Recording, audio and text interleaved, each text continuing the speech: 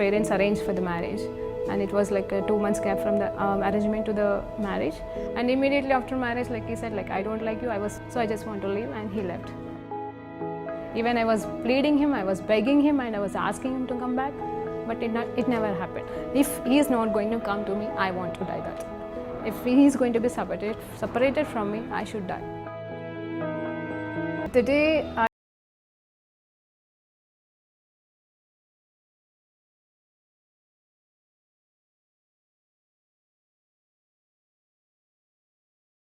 you are not going to do that. Immediately I called to one of my Christian friends, and she shared with me the gospel. On the spot, I accepted Lord as my Savior.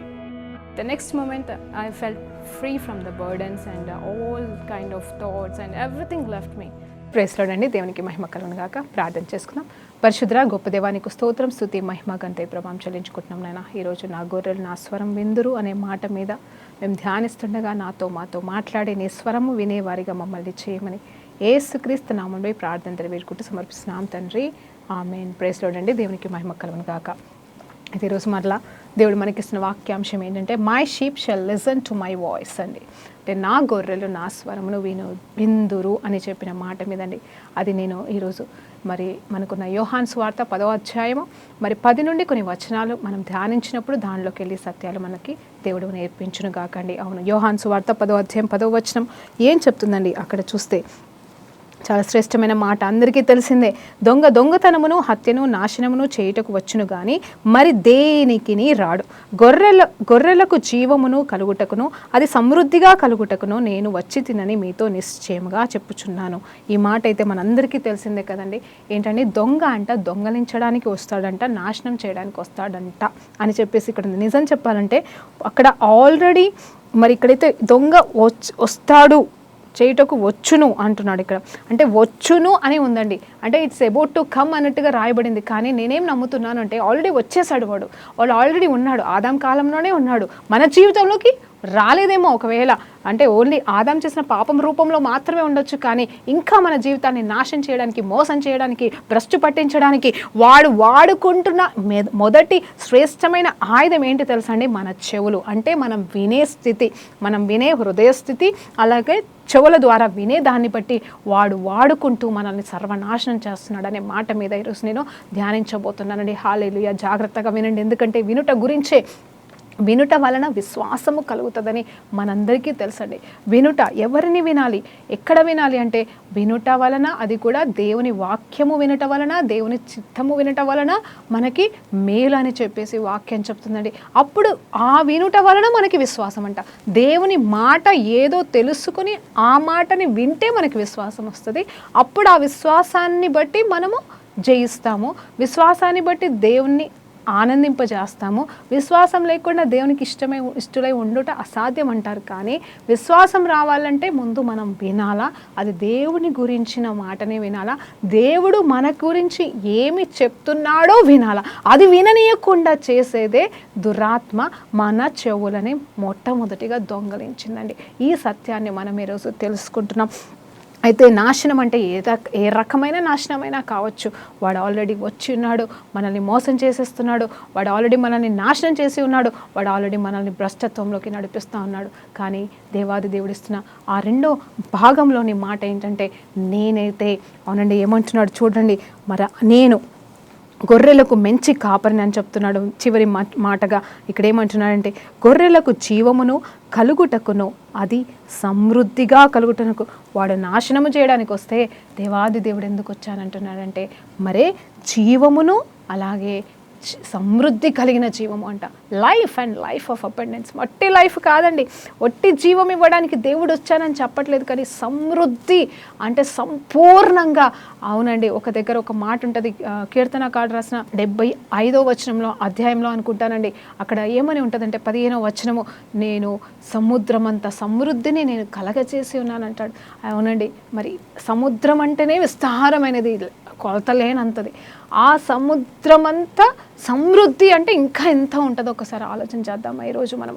అంటే అలాంటి సమృద్ధి కలిగిన జీవాన్ని ఇవ్వడానికి నేను వచ్చి ఉన్నాను, వాడైతే నాశనం చేయడానికి నేనైతే ఇవ్వడానికి వచ్చాను అని చెప్తూ ఏం మాట్లాడుతున్నాడంటే గొర్రెల గురించి మాట్లాడుతున్నాడు.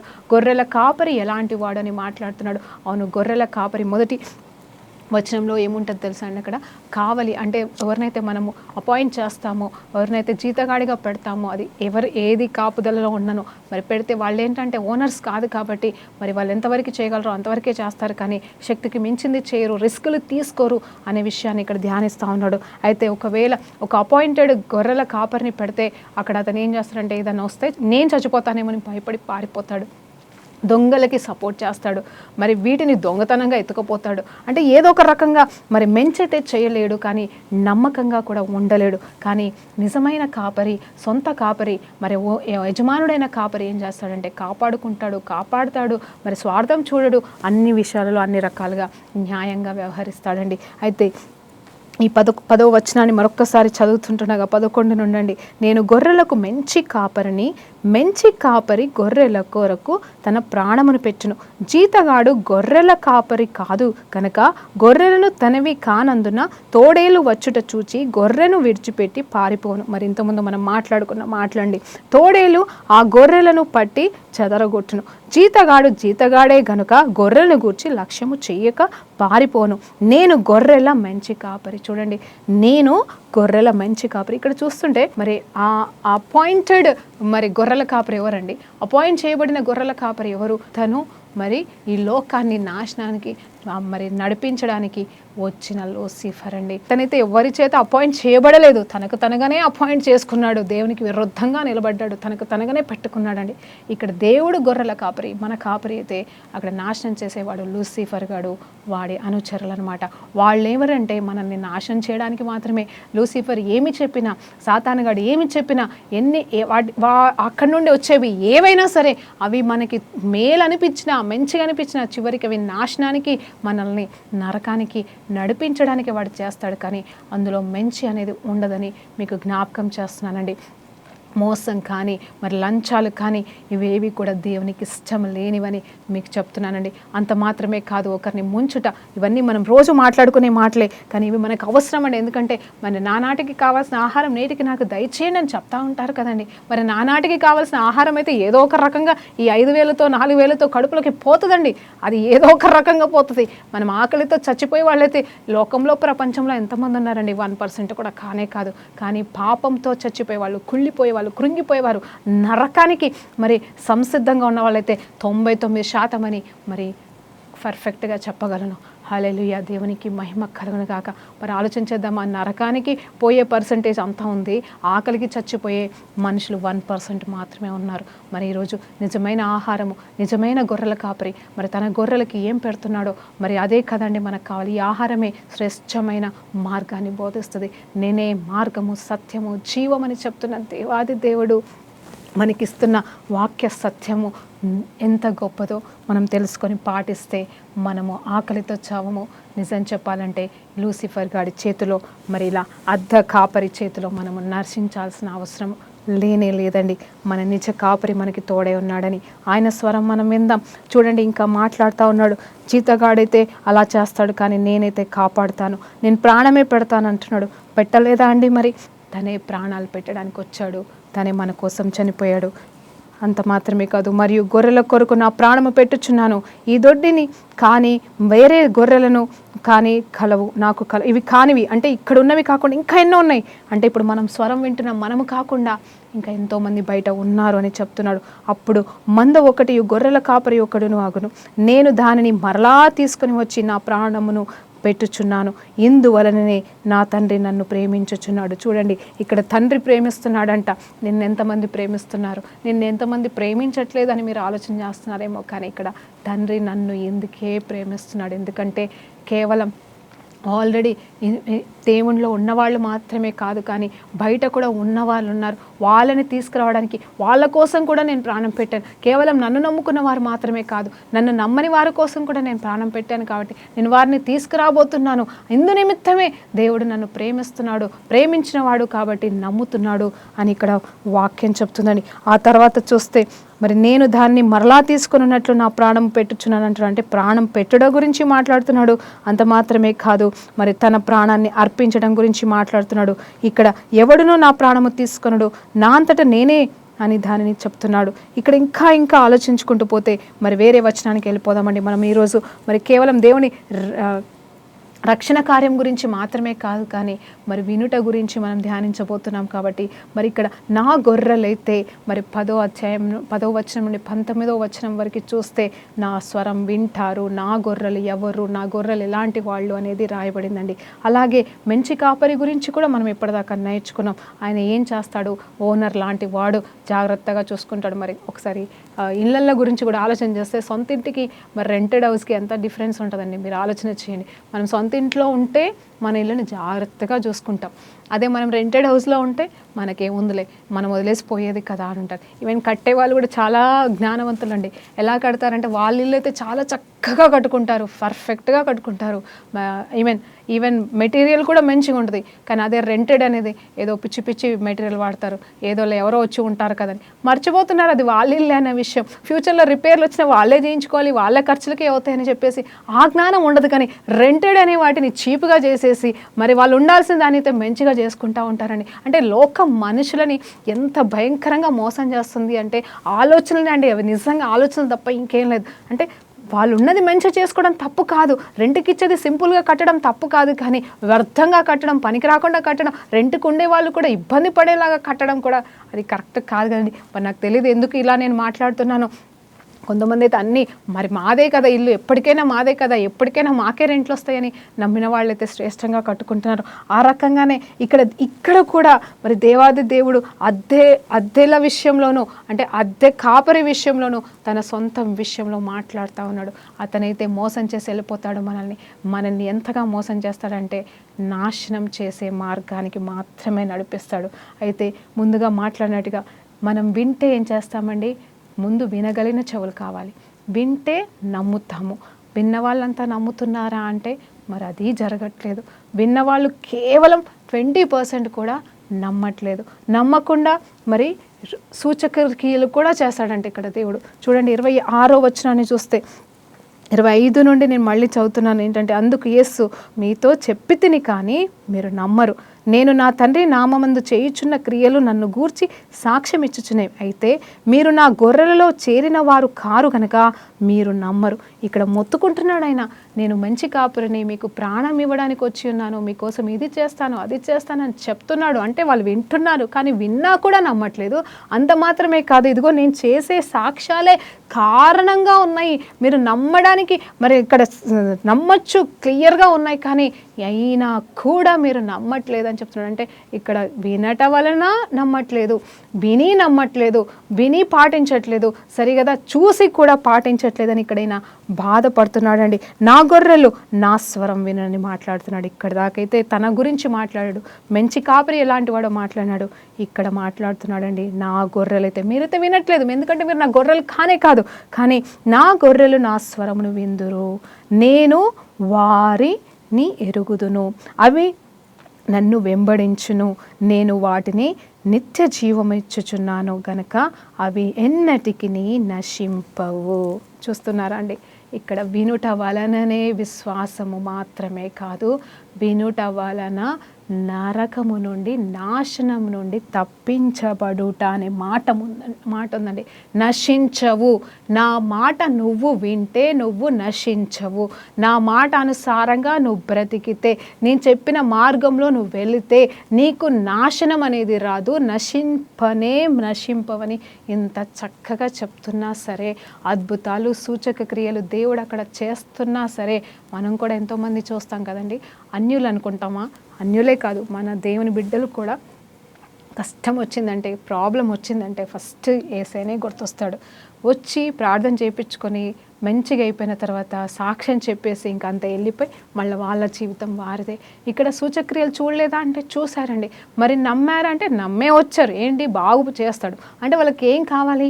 నిజంగా బాగుపడుట కావాలి, అక్కడ ఆ సమస్య తొలగిపోవట కావాలి. కానీ వాళ్ళని సాతానుగాడు ఏది విననీయకుండా చేస్తున్నాడు అంటే అరే అంతవరకే కాదు దేవుని దీవెన. ఒకవేళ మీరు ఇలాగే నమ్ముకొని ఉంటే మరలా సమస్య రాదు, ఒకవేళ వచ్చినా దేవుడు చూసుకుంటాడనే సత్యం గ్రహించనివ్వదు. అంత మాత్రమే కాదు, కేవలం ఈ రోగాలు వస్తాయి పోతాయి, సమస్యలు వస్తాయి పోతాయి, అలాంటి జీవితంలో మనం జీవిస్తున్నాము అని చెప్పేసే సత్యాన్ని గ్రహించరు. అంత మాత్రమే కాదు, తర్వాత నాశనానికి వెళ్తారు అనే మాట అయితే వాళ్ళ చెవులోనికే వెళ్ళదండి. ఒకవేళ మనం ఏమన్నా అని పొరపాటునో గద్దించడానికో ఆత్మ ప్రేరేపణతో మీరు దేవుని నమ్ముకోకపోతే నరకానికి వెళ్తారు అంటే అది వాళ్ళకి ఏదో బూతులాగా అనిపించి మమ్మల్ని శపిస్తున్నారా అంటారు. అరే అది శపించడం కాదు, అది సత్యం చెప్తున్నాం కాబట్టి దాన్ని నమ్ముకోండి ముర్రు అంటే కూడా మరి అన్యులు ఎట్లాగూ వినరు. మాకే అదేంటి మీకే ఉన్నాడా దేవుడు, మా దేవుడు మమ్మల్ని పరలోకాన్ని తీసుకెళ్ళాడా, మాకు లేదా స్వర్గం, మీ స్వర్గం వేరైతే మా స్వర్గం వేరని కూడా మాట్లాడుతున్న వాళ్ళు ఉన్నారండి. ఇవన్నిటిని బట్టి నిజంగా మనకు కావాల్సింది ఏం తెలుసా? చెవులండి. చెవులలో నిజంగా రక్త ప్రోక్షణ జరగాల. మన నోటితోనే కాదు, యాకోబు గ్రంథం అంతా కూడా నాలుక గురించి మాట్లాడి మన నోరు సరి చేసుకుంటే చాలు, మన నోరు బాగుంటే అన్నిటికంటే మరి చిన్నదే కానీ ఏదండి నాలుక చిన్నదే కానీ అది చేసే పనుల వల్లనే మొత్తం అని, ఆ తర్వాత దేవుడు పలకడం వల్లనే సమస్తం జరిగింది కాబట్టి మనం కూడా పలుకుతాం, మనం కూడా ఇది జరగాలి అది జరగాలని విశ్వాసంతో పలికితే అది ఇది జరుగుతుందని విశ్వాసంతో పలుకుతున్నాం, పొందుకుంటున్నాం కూడా అండి. కానీ ఇక్కడ వినడం అనేది ప్రాముఖ్యం అనేది. ఇక్కడ ఆదాము అవ్వలు కూడా వినలేదండి. వాళ్ళు మొదటగా చేయలేకపోయిన పని ఏంటంటే వాళ్ళు విన్నారు. ఏది విన్నారండి? ఇది మీరు తినకూడదు అనేది విన్నారు, కానీ పాటించలేదు, నమ్మలేదు. మరి వేరే మాట రాగానే ఆ అబద్ధాన్ని సత్యమని నమ్మి మోసపోయి ఎంత పెద్ద సమస్యలోకి పడిపోయామండి మనమంతా. కాబట్టి మొదటి ఆరంభం నాలుక కాదు, మాట మాత్రమే కాదు, కానీ మన చెవులండి. అవును, దేవుడిదైతే మాట అండి. ఆయన ఆదిలో తన మాట ద్వారానే సమస్తము సృష్టించాడు. అలాగే మనకి అదే ఆజ్ఞ ఇచ్చాడు, అదే అధికారం ఇచ్చిన్నాడు పలకడానికి. కానీ ఇక్కడ దానికంటే ముందుగా మనం వినాలి కదండి. మాట్లాడడానికి ముందు మనం వినాలి అని దేవుడు మాట్లాడుతున్నాడు. అయితే ఇక్కడ తన గొర్రెల గురించి మాట్లాడుతున్నాడు. ఏంటంటే నేను వారికి నిత్య జీవమునిచ్చుచున్నాను గనక అవి ఎన్నటికెన్నటికీ నశింపవు, ఎవడును వాటిని నా చేతిలో నుండి అపహరించడు. హల్లెలూయా! ఎంత చక్కటి మాట అండి. ఇక్కడ స్ట్రాంగ్ బాండేజ్ అనమాట. ఇక్కడ ఎలాంటి బాండేజ్ అంటే కేవలం నువ్వు రక్తం చేత కడగబడమే మాత్రమే కాదు, కేవలం నరకం నుండి తప్పించబడడం మాత్రమే కాదు, ఈ లోకంలో కూడా ఆయన చేతిలోకి వెళ్ళి మనల్ని ఎవ్వరు కూడా లాక్కోలేరంట. అంటే ఆయన ప్రణాళికలోకి వెళ్ళి ఎవరు మనల్ని లాక్కోలేరంట. ఇదిగో రోమిలో రాసిన పత్రిక 8వ అధ్యాయం అంతా కూడా మనకి క్లియర్గా మాట్లాడుతూ ఉంటాడు. దానిలో ఒక్కొక్క వచనం అండి మరి గతంలో ధ్యానించాం, వీలైతే మీరు యూట్యూబ్లో మళ్ళీ చూడొచ్చు. నేను ఒక మాట ఏంటని మీరే చదువుకోండి కావాలంటే, దేవుడు మాట్లాడతాడు. ఏంటంటే ఈ లోకంలో ఏది కూడా నన్ను నా దేవుని ప్రేమ నుండి ఆపలేదని మాట్లాడుతున్నాడు. అంటే దేవుని యొక్క ప్రేమ ఎంత గొప్పదంటే నథింగ్ క్యాన్ సపరేట్. నేను ఒక మాట అంటానండి, మీరు ఆశ్చర్యపడతారు. చివరికి నువ్వు చేసే పాపం కూడా దేవుని యొక్క ప్రేమ నుండి నిన్ను ఎడబాపలేదు. హల్లెలూయా! దేవునికి మహిమ కలుగును. ఎందుకంటే ఆయన పాపానికి వెల చెల్లించడానికే వచ్చాడు కాబట్టి, నువ్వు ఒకవేళ పాపం చేసినా కానీ ఆ వెల చెల్లించాడు కాబట్టి, ఆ వెల చెల్లించడానికి కారణమైన ప్రేమనే కాబట్టి ఇంకా ప్రేమలో మార్పు లేదని ఈరోజు మీకు మరలా జ్ఞాపకం చేస్తున్నాను. అవునండి, ఈ బైబిల్ అంతా కూడా మూలము కేవలం ప్రేమ అని చెప్తున్నాను. అయితే ఇక్కడ ఏమంటున్నాడంటే నన్ను ఎవరు కూడా ఆయన ప్రేమ నుండి ఎడబాపలేరని మనము మాట్లాడుకున్నాం. పరిశుద్ధాత్మ దేవుడు చెప్తున్నాడు. అయితే ఇక్కడ యేసుప్రభు వారే స్వయంగా చెప్తున్నాడు ఏంటంటే నా చేతిలోకి వెళ్ళి ఎవరు కూడా వారిని అపహరించరు. ఇక్కడ గొర్రెలు అంటే ఎవరో కాదండి, మనమే. వాటిని నాకిచ్చిన నా తండ్రి అందరికంటే గొప్పవాడు కనుక నా తండ్రి చేతుల నుండి కూడా ఎవరు వాటిని అపహరించలేరు. చూసారా అండి? అంటే తండ్రి చేతిలో అనడానికి అర్థం ఏంటంటే, నేనేం నమ్ముతున్నానంటే ఇక్కడ మరి తండ్రి చేతిలో ఉండడం ఏంటి, కొడుకు చేతిలో ఉండడం ఏంటి, రెండు రకాలుగా ఎట్లా ఆలోచన చేయొచ్చు అంటే జస్ట్ ఉదాహరణ చెప్తున్నానండి. నేను అనుకుంటున్నాను, ఈ లోకంలో మనం జీవించినంత కాలము దేవుడైతే మనకు కనిపించకపోవచ్చు, కానీ దేవుని హస్తము మనకి తోడుగా ఉంది. ఆయన శరీర రూపంలో వచ్చి ఉన్నాడు కాబట్టి మన మన బలహీనతలు ఏంటో ఆయన తెలుసుకొని ఉన్నాడు కాబట్టి మన బలహీనతలని బట్టి మనం పడిపోకుండా క్షమించమని దేవుని వైపు తిరిగితే ఆయన మనల్ని కాపాడి ఆయన చేతుల్లోనే అరచేతుల్లోనే పెట్టుకుంటాడండి. అది యేసు ప్రభు ద్వారా మనకు వస్తున్న రక్షణ. అలాగే మరి పరలోకపు తండ్రి చేతిలో నుండి కూడా మనం అపహరించబడము అంటే పరలోకంలో ఉన్న తండ్రి దగ్గర నుండి కూడా మనం దూరం చేయబడం అంటే పరలోక ద్వారాలు మనకి ఎల్లవేళలా తెరిసే ఉంటాయి అని చెప్పేసి దీని అర్థమని నాకు అర్థమైందండి. నేనును తండ్రిను ఏకమై ఉన్నాము గనక అని వారితో చెప్పాను. యూదులు ఆయనను కొట్టవాలని చూడండి, ఇక్కడ మళ్ళా ఇంత మాట్లాడుతున్నా కూడా మనం కదా ఈ చెవిలో విని ఆ చెవిలో వదిలేసినట్టుగా ఇక్కడ కూడా అక్కడ ఉన్న యూదులేనండి. యూదులంటే మళ్ళీ ఎవరో కాదు, అన్యులు కాదు, భారతదేశానికి సంబంధించిన హిందూస్ కాదండి, వాళ్ళు యూదులు అంటే మరి దేవాది దేవుని ధర్మశాస్త్రాన్ని పాటించే వాళ్ళే ఇక్కడ యేసు ప్రభు వారి స్వరాన్ని గుర్తించక అంటే స్వరముని అర్థం చేసుకొని కలిగిన చెవులు లేక వారి చెవులు సాతాను ఆక్రమించడం వల్ల వాళ్ళు వినలేని, దేవుని స్వరం సైతం వినలేని వారుగా మారిపోయి దేవుని కాపరికత్వంలోకి వెళ్ళి కాపరి అంటే దేవుడు కాపాడవలసిన కాపరి స్థలంలోకి వెళ్ళి వారు పారిపోయారు, దూరం అయిపోయారని ఇక్కడ ఉందండి. అంటే చూడండి, వాళ్ళు అప్పటికీ కూడా మరి యేసు ప్రభు వారిని కొడుతున్నారు, రాళ్ళతో కొడుతున్నారు, శిక్షిస్తున్నారు. మరి అంత మాత్రమే కాదు, యేసు తండ్రి యొద్ద నుండి అనేకమైన మంచి క్రియలు మీకు చూపితిని, వాటిలో ఏ క్రియ నిమిత్తము నన్ను రాళ్ళతో కొడుతున్నా అంటున్నాను. చూడండి, ఇక్కడ వాళ్ళతో మాట్లాడాల్సి వస్తుంది. అన్నీ చేసి కూడా అంటే ఇక్కడ ఏమంటున్నా అంటే even by seeing miracles also they can't understand అండి. అంటే వినటం వల్ల వాళ్ళకి రావట్లేదు, చూడటం వల్ల వాళ్ళకి రావట్లేదు. అందుకేనేమో భక్తులు, పెద్ద పెద్ద భక్తులంతా కూడా నేనేమనుకునేదాన్ని అంటే ఊరికే ప్రభువా నా చెవులతో చేసిన పాపము, నా నోటితో చేసిన పాపం, నా చూపులతో చేసిన పాపాన్ని కడుగు ప్రభు అని ప్రార్థన చేస్తారు అని అంటే నిజంగా చెప్పాలంటే అవునండి, మనం చేస్తాం, చూపులతో చేస్తాం పాపాలు, నా చెవులతో చేస్తాం, వినడం, చూడడం, మాట్లాడడం వల్ల జరిగేది పాపమే కదండి. కానీ ప్రతిరోజు మనము కాళ్ళు కడుక్కోవాల్సిన వారిగా, పాపాలని ఒప్పుకోవాల్సిన వారిగా మనం ఉన్నాం కాబట్టి ప్రభా నా చెవులను, నా నోటిని మరి ఆ పెద్ద భక్తులలాగా నన్ను కూడా కడుగు ప్రభా, నేను కూడా ఒకప్పుడు అలాగే ప్రార్థన చేస్తా వచ్చేదానండి. కానీ ఏ రోజైతే ఈ స్వరం నాకు అర్థమైందో నాకు ఏమర్థమైందంటే మనం వినవలసింది నిజమే, దేవుని స్వరం విని వేరే స్వరాలకి దూరం పెట్టేస్తే అప్పుడు అంటే వేరే స్వరాలు వింటే మన చెవులు కూడా మరి పాపయుక్తం అయిపోతున్నాయి. అలా ఏ స్వరం అయితే మనం విన్నామో, అవునండి, ఏ స్వరం అయితే విన్నామో, ఏ నోటి నుండి వచ్చే స్వరం అయితే మనం విన్నామో, ఏ చూపు నుండి వచ్చే వాటిని మనం దేవుని నుండి కానివి మనం నమ్మామో దానికోసం కూడా మనము మరి కడుక్కొనేవలసిన వారంగాను, శుద్ధీకరణ చేసుకోవాల్సిన వారిగా ఉన్నాం. అలాగే పాపాన్ని ఒప్పుకోవాల్సిన వారంగా కూడా మనం ఉన్నామండి. సో ఇక్కడ మరి ఎన్నో మర్మాలు దీంట్లో ఉన్నాయి. అంటే నేను ఒక్కొక్కరికి ఎలా అంటే మరి అరటిపండు ఒలిచి పెట్టినట్టుగా నేను చెప్పడానికి ఇష్టపడుతున్నాను. నా వాక్యం మరి అందరూ చూస్తారండి, అంటే అన్ని రకాల వాళ్ళు చూస్తారు, అందరూ అని కాదు కానీ అన్ని రకాల చదువు వచ్చిన వాళ్ళు చూస్తారు, చదువు రాని వాళ్ళు చూస్తున్నారు, ముస్లిమ్స్ చూస్తున్నారు, హిందూస్ చూస్తున్నారు, అంటే దేవుని గురించి తెలియని వాళ్ళు చూస్తున్నారు, తెలిసిన వాళ్ళు చూస్తున్నారు, సేవకులు చూస్తున్నారు, మరి గొప్ప గొప్ప పరిచయలో ఉన్న వాళ్ళు కూడా చూస్తున్నారని మరి నాకు ఆ రిపోర్ట్ అంటే లైక్ ఆ కాల్స్ వస్తూ ఉంటాయి. కాబట్టి నేను చెప్తున్నాను అన్ని వర్గాల వారికి, అంటే అందరికీ అర్థమయ్యేలాగా నేను చెప్పాలనుకుంటానండి. ఏది కూడా మరి ఇక్కడ ఈ లోతుగా నేను ఎందుకు తీసుకెళ్ళి పదే చెప్తున్నానంటే మన చెవులు ప్రాముఖ్యమైనవి. అవునండి, మన హృదయం ఎంత ప్రాముఖ్యమైనదో, హృదయము అన్నిటికంటే మోసకరమైనది, కానీ హృదయాన్ని కాపాడుకోమంటున్నాడు. అలాగే ఆ హృదయాన్ని పాడు చేయడానికి ఒక సూచనకరమైన ఈ అవయవం అనేది ఒకటి ఉందండి. ఇదేంటంటే దీని నుండి కూడా మరి పాపాలు వెళ్తూ ఉంటాయి. ఆ పాపాలు ఎలా వెళ్తాయి తెలుసా అండి? అబద్ధం అనే రూపంలో వెళ్తాయి. మెయిన్గా అబద్ధాన్ని నమ్మటం వల్ల, సత్యాన్ని తృణీకరించడం వల్ల, ఏది నిజమో గ్రహించకుండా, ఏది అబద్ధమో ఏది మోసమైనదో అది గ్రహించేలాగా మన చెవులు దుష్టుడు ఆక్రమించుకున్నాడు. కాబట్టి ఆ చెవులని మనము భద్రపరుచుకుందాము. మనము దేవుని స్వరం వినివారిగానే మరి ఆయన స్వరము మరి అందుకంటున్నాడు నా గొర్రెలు అంటున్నాడు. అవునండి, యెహోవా నా కాపరి, నాకులేమి కలగదు, పచ్చిక గల చోట్ల నన్ను పరుండ చేయను అని అంటాం. యెహోవా నా కాపరి, అవునండి, నా కాపరి అని నువ్వు అంటున్నావు, కానీ నువ్వు ఆయన గొర్రెవా? ఆయన గొర్రెవైతే ఆయన స్వరం వింటావు కదా అని ఇక్కడ వాక్యం చెప్పినట్టుగా ఆయన గొర్రెవైతే నువ్వు ఆయన స్వరం వింటావు. ఏ స్వరం వినకూడదో ఆ స్వరాలు ఈ రోజు నుండి వినకుందువుగాక. కేవలం ఏదో అపవిత్రమైనది విని, సినిమా పాటలు విని అట్లనే అనిపిస్తుంది. కానీ ఏదో అంటే సినిమాలు చూసి, చెత్త చూసి వాటి వల్లనే మనకు పాపం కలుగుతుంది అంటే వాటి వల్ల అవునండి, పాపం ఎంటర్ అవుతుంది, 100% ఎంటర్ అవుతుంది.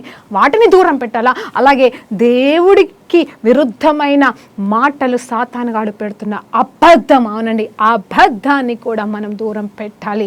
అబద్ధం వినడం వల్లనే, సత్యము వినడం వల్లనే వస్తుంది. మరి అలాగే అబద్ధం కూడా వినడం వల్లనే మనం వాటిని నమ్మి మోసపోతున్నాం. కాబట్టి ఈరోజు మన చెవులను శుద్ధీకరించుకోవాలండి. నిజం చెప్పాలంటే కొంతమంది బైబిల్లో నయోమి ఫస్ట్ దేవుని స్వరం వినలే, గ్రహించుకోలేదు, పారిపోయింది ఎక్కడికో, తన కుటుంబంతో పోయింది, నష్టపోయింది. కానీ అదే నయోమి తెలుసుకుంది, దేవుని స్వరం వినాలని తెలుసుకుంది. మరి ఆమె దేవుని సన్నిధిలో గడిపిందో ఎలా చేసిందో తెలియదు, కానీ రూత్ అమ్మతో చెప్పింది బోయాజ్ దగ్గరికి వెళ్ళమని. అప్పుడు రూత్ జీవితం కట్టబడింది. అవును, స్వరం వినని నయోమి దేవుని స్వరం మరలా విని నయోమి వేళ ఏం చేసిందంటే రూత్ జీవితాన్ని కట్టడానికి కారకురాలైంది. సో నువ్వు ఇప్పుడు కూడా ఇప్పటి వరకు వినలేదేమో, విను. నీ వల్ల ఎన్ని కుటుంబాలు, ఎన్ని జీవితాలు, మరి ఎంతమంది దీవెనకరంగా మార్చబడతారో నువ్వు ఆలోచన చేయి. ఆ తర్వాత చూస్తే ఈవెన్ సంసోను యొక్క మరి తల్లిదండ్రులు కూడా దేవుని స్వరం విన్నారండి. భయభక్తులతో బిడ్డని పెంచాలని ఆశపడ్డారు. కానీ వాళ్ళు మొదట విన్నంతగా, మొదట పెంచినంతగా మరి సంసోను బలవంతుడైపోయి సింహాల్ని సైతం చంపేస్తుంటుండగా, ఎలుగుబంట్లను సైతం ఇట్లా చీల్చేస్తుంటుండగా సంసోనికి భయపడి సంసానికి చెప్పలేకపోయారు. ఏమి విన్నారో పాటించాలని ప్రయాసపడ్డారు, అలాగే పెంచారు సంసోన్ని. కానీ మరి సంసోను ఉన్న బలాన్ని చూసి భయపడి ఏం చేశారంటే దేవుడి స్వరాన్ని మర్చిపోయి ఆ బిడ్డకి వివాహం చేసేసారు. నిజం చెప్పాలంటే నజరేయుడిగా ఉండి పెళ్లి చేసుకోకూడదు అనేది అక్కడ ఆజ్ఞ అయినా కూడా వీళ్ళు పెళ్లి చేయడానికి ప్రయాసపడ్డారు. అంటే దేవుని స్వరం వినలేకపోయారు. సంసోన్ జీవితం మరి భయంకరంగా తన జుట్టు ద్వారా అభిషేకం పొడగొట్టుకొని గుడ్డివాడైపోయి మరి సగములోనే తనకు అప్పచెప్పిన బాధ్యత, తను ఎందుకోసం ఏర్పాటు చేయబడి ఉన్నాడో ఆ బాధ్యత సగంలోనే ఆగిపోయిందండి. మరి అలాగే ఇస్సాకు కూడా దేవుని స్వరం విన్నాడు. అలాగే ఇస్సాకు దేవుని స్వరం వినలేదు, కానీ తండ్రి మాట విని లోబడి బలి అర్పణకి సిద్ధపడ్డాడు. అలాగే ఎంతోమంది ఉన్నారండి. మనం మాట్లాడుకుంటూ పోతూ ఉంటే సమయం అయిపోయింది. సౌలు కూడా పౌలుగా మారినప్పుడు కూడా దేవుని స్వరం సౌలా అనే పేరు మరి అనే చెవులో విన్నాడు. ఆ మాటకు వస్తే మనము కూడా ఎంతోమంది దేవుని పేరు పెట్టి పిలవలేదా, దేవుడు నిన్ను ప్రియుడా అని పిలవట్లేదా, లేకపోతే ప్రవచనాల ద్వారా నీ పరిస్థితిని బట్టి ఆయన పిలుస్తూ ఉన్నాడు. మరి పిలిచినప్పుడు నువ్వు పలికిన, నువ్వు రెస్పాండ్ అయిన నువ్వు మరలా దేవుని స్వరానికి లోపడకుండా, దేవుని స్వరాన్ని వినకుండా మళ్ళా లోక స్వరానికి లేకపోతే సాతాను స్వరానికి లోపడి నీ జీవితాన్ని పాడు చేసుకున్నావేమో. ఈరోజు మార్చుకుందామా? నీ చెవులు కేవలం దేవుని స్వరాన్ని మాత్రమే వినును గాక, ఈ లోక సంబంధమైన స్వరాలకి నువ్వు దూరం అవుదువు గాక అని ఈరోజు యేసు పేరుట మరి మిమ్మల్ని ప్రతిష్ఠిస్తున్నాను. హల్లెలూయా, దేవునికి మహిమ కలుగును గాక. ఈరోజు ఎంతమంది అయితే నా స్వరం వింటున్నారో, ఈరోజే కాదు ఈ వాక్యం విన్న ప్రతిసారి ఎంతమంది అయితే నా స్వరం వింటారో, అంటే ఇది నా స్వరం కాదని నా నోటి నుండి వస్తున్న దేవుని మాటలు అనే స్వరాన్ని వింటున్నారో వారు ఖచ్చితంగా నేను నమ్ముతున్నాను, వారికి ఎన్నటికెన్నటికి అబద్ధపు స్వరాలు వినకుందురు గాక, అబద్ధ స్వరాలకి వారి చెవులు మూతబడును గాక, కేవలం దేవుని స్వరానికి మాత్రమే వారి చెవులు తెరవబడును గాక. హల్లెలూయా, దేవునికి మహిమ కలుగును గాక. అంటే కేవలం దేవుని స్వరం, సాతాను స్వరమే కాదు, మనుషుల స్వరాలు కూడా జాగ్రత్త సుమి, జాగ్రత్తగా వినండి. వాళ్ళు వీళ్ళు నిందలేస్తున్నారని నువ్వు విని బాధపడద్దు, కృంగిపోవద్దు, కానీ దేవుని స్వరం మాత్రమే విను. ఇంకొక మాట చెప్పాలనుకున్నాండి, చివరిగా ఒక మాట చెప్తాను. అదే యోహాను సువార్త 11వ అధ్యాయంలో చూసినప్పుడు లార్డ్ ఏమంటాడంటే ఒక మాట అంటాడు, లిజనింగ్ గురించి మాట్లాడుతున్నాడు, మరి తన భక్తుల గురించి మాట్లాడుతున్నాడు. 11వ అధ్యాయం మరి భక్తుల విషయంలో మాట్లాడుతున్నాడు. 11వ అధ్యాయము 42-43 వచనాలండి. చూడండి, నీవు ఎల్లప్పుడూ నా మనవి వినుచున్నావని నేను ఎరుగుదునని ప్రార్థన చేస్తున్నానండి. లాజరస్ చనిపోయి తిరిగి లేసే సమయంలో మరి యేసు ప్రభు వారు పలుకుతున్న మాట ఏంటంటే, ప్రభా నువ్వైతే నా స్వరం వింటావు, నాకు తెలుసు ఆ విషయం, నా ప్రార్థన వింటావు, నాకు తెలుసు ఆ విషయం, కానీ వీళ్ళందరూ వినులాగా అర్థం చేసుకునేలాగా ఈరోజు నేను మీకు గట్టిగా వినిపిస్తున్నాను, గట్టిగా ప్రార్థన చేస్తున్నాను, ఇలాగైనా తెలుసుకుంటారు నువ్వు నన్ను పంపి ఉన్నావని చెప్పేసి ఆడ దేవుడు తన స్వరాన్ని ఎట్లా వింటాడో చెప్తున్నాడండి. అలాగే యేసు ప్రభు వారి స్వరం విన్న దేవుడు నా స్వరాన్ని వినడానికి కూడా సంసిద్ధంగా ఉన్నాడు. కేవలం ఆయన మన స్వరాన్ని వినడం మాత్రమే కాదు, మనం ఆయన స్వరం వినేవారిగా, ఆయన గొర్రెలుగా మారదాం. యెహోవా నా కాపరే, కానీ నేను కూడా ఆయన గొర్రెనే అని చెప్పాలి. ఎస్, ఈజ్ అవర్ ఆయన మన కాపరి అండి, is our shepherd, but you should be his sheep all the time. ప్రార్థనతో ముగించుకుందాం. పరిశుద్ధుడా గొప్ప దేవానికి స్తోత్రం, స్తుతి, మహిమ, ఘనత, ప్రభావాలు చెల్లించుకుంటున్నామయ్యా. అయ్యా నాయన తండ్రి, నిజమే తండ్రి, మా చెవులను సైతము దుష్టుడు ఎంతగా ప్రభా నాయన తండ్రి తుప్పు పట్టించాడో ఈరోజు మాకు తెలిసింది నాయన తండ్రి. ఈరోజు ప్రభా నీ రక్త ప్రోక్షణ మా చెవుల్లోకి వెళ్ళి ప్రభా శుద్ధీకరణ జరిగి ఈ రోజు నుండి నీ స్వరం కాని వాటికి తృణీకరించి కేవలం నీ స్వరాన్ని మాత్రమే అంగీకరించి ఆ విశ్వాసంలో ముందుకెళ్తూ నీలాగా, నీ బిడ్డలుగా, నీ గొర్రెలుగా జీవించే భాగ్యాన్ని నాకును వింటున్న ప్రతి బిడ్డకును దయచేయమని యేసుక్రీస్తు నామములో ప్రార్థన వేడుకుంటూ సమర్పిస్తున్నాం తండ్రి. ఆమేన్. ప్రైజ్ లార్డ్ అండి. దేవునికి మహిమ కలుగును గాక.